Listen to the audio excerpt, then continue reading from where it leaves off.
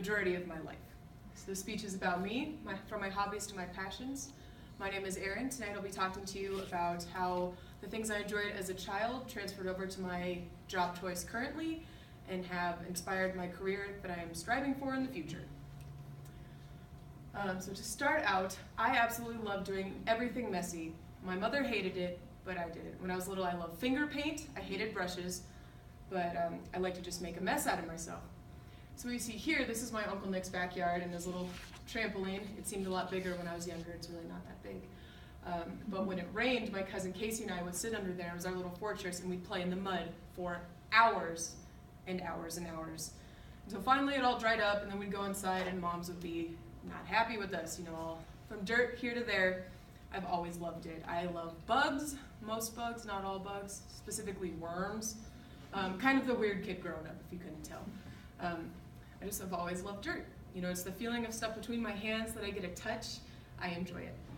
I never realized how much I enjoyed that until this assignment, and I thought about it, and that brings me to, oh crap. Okay, well, one of the pictures is supposed to be here, and it's not, but that brings me to today.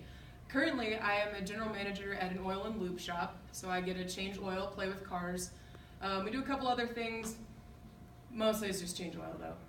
So half the time I'm back in the office doing the boring stuff, but on the good days when we're busy, I get to be underneath the vehicle. There's supposed to be a picture of me covered in diesel, because I have a story. It doesn't happen so much now, because I'm a little more experienced. I've been there a couple years. But when I first started, gun-ho Erinn, you know, I was like, yeah, let me do everything. I want to train. So they let me go downstairs, and this drain plug you see here is on a Ford diesel. Now, it's not all of them, thank goodness, because this drain plug is ridiculous. What that is a plastic drain plug that has 2 threads, 2. So normally you get them that has a couple, gives you a little leeway. This one does not.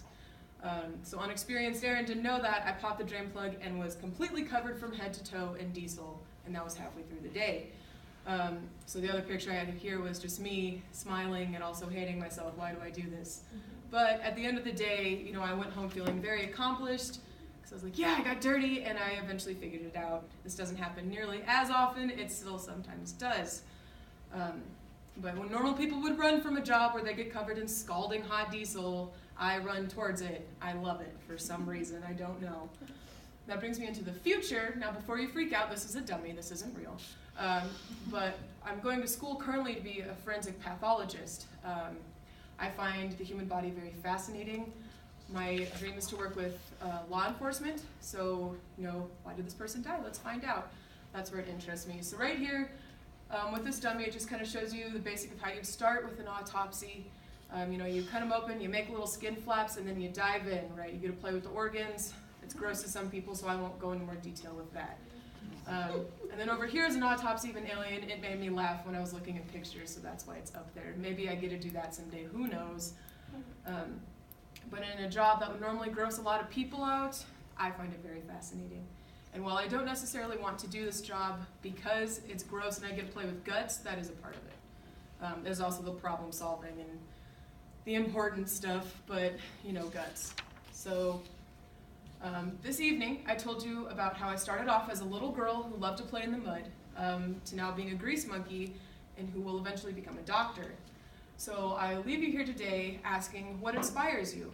You know, I encourage you to think of the arbitrary things that you loved as a child and to ask yourself, how does that affect who I am today?